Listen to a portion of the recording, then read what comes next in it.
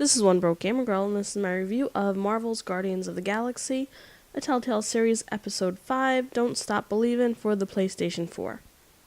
The final episode is finally here and able to play, and as you know, I've had a love-hate relationship with this game because I didn't know much about the Guardians of the Galaxy going in. This game has not only introduced me to the Guardians, but actually got me to care about them. I was really eager for this episode, especially after the last one ended. So was this episode just what this game needed it to be, to what seems to be like the first of many seasons for this game? Let's get into the review and see. Picking up right where the last episode left off, the Guardians have gone their separate ways. The only thing that will pull them back together is an offer coming from the enemy side. Can Peter bring the Guardians back together once more and defeat Hala once and for all? Or will this spell the end of the line for the Guardians? This episode is filled with a bunch of twists and turns, some surprises, and, if you kept the Eternity Forge active, a chance to actually use it. How you use it is up to you, and if you did use it, drop me a line in the comments section below and let me know who you used it on.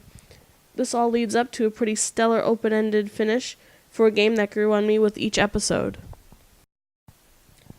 Even though I really enjoyed this episode, it felt really rushed.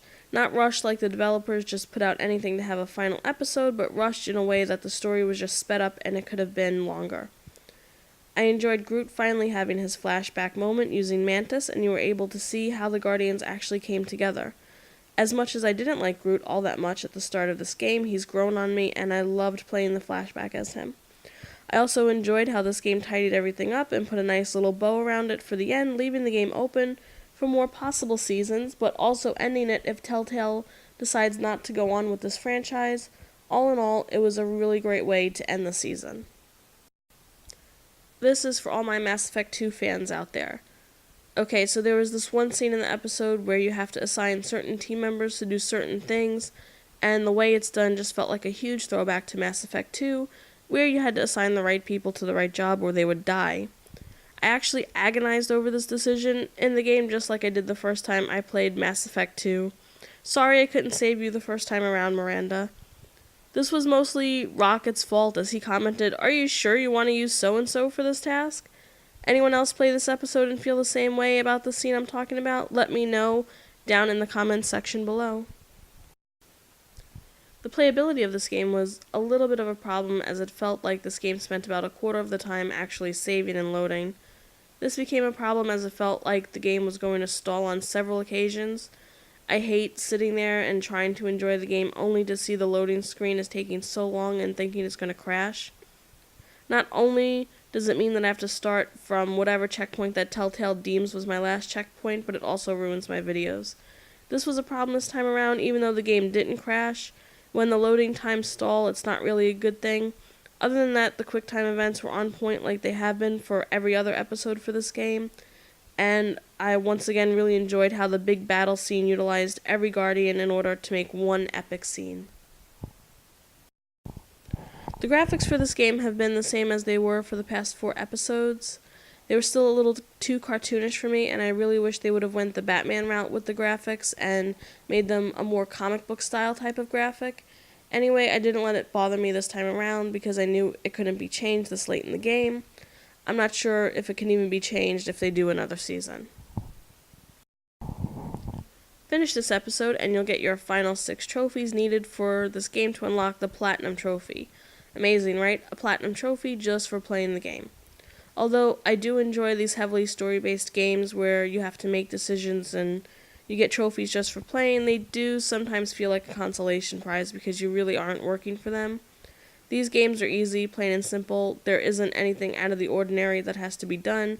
Don't get me wrong though, I have a bunch of Telltale Platinum trophies and I think they're great, but I can see why people gripe about them. No multiplayer for this game, but the subtle reminder that you can play with the crowd play feature. Do you play with the crowd play feature? I sure as hell don't. But if you do, leave me a comment down in the comment section and let me know what you think about it. Overall, I give this episode a 4 out of 5. Here's what's great about it. A solid story with some pretty amazing surprises, a great fight sequence, and just an overall great way to end this game. Not to mention the QuickTime events for the big fight sequences have been such a highlight for this game, not only because of the way they work, but because of the way you can use each and every Guardian during these scenes. This makes for a pretty amazing sequence. There's also closure on this game, but also left open-ended just in case Telltale decides to do another season. If they don't, it's perfectly fine, because this game has an actual conclusion. Some bonus points thrown in there for a throwback scene to one of my favorite games of all time, Mass Effect 2. Here's what's not so great about this episode.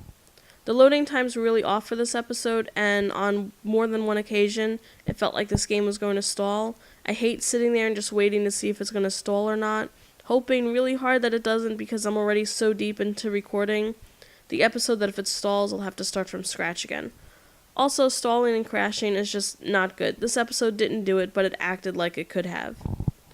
Also, for an episode that was the final episode and so action-packed, it felt a little rushed story-wise and could have been fleshed out a little bit more. I really enjoyed this last episode and have come to actually enjoy this game series. While I hope that they do continue with this series and make a second season, I'm fine with it if they don't. I would say that if you don't already have this game and want to try something new, now is the time to do so because you can play all of the episodes straight through without having to wait on a release schedule. I would also say that if you're a Guardians fan, you aren't going to want to miss out on this game. If you're like me and you aren't a Guardians fan, it's still worth the play and might actually make you into a Guardians fan by the end.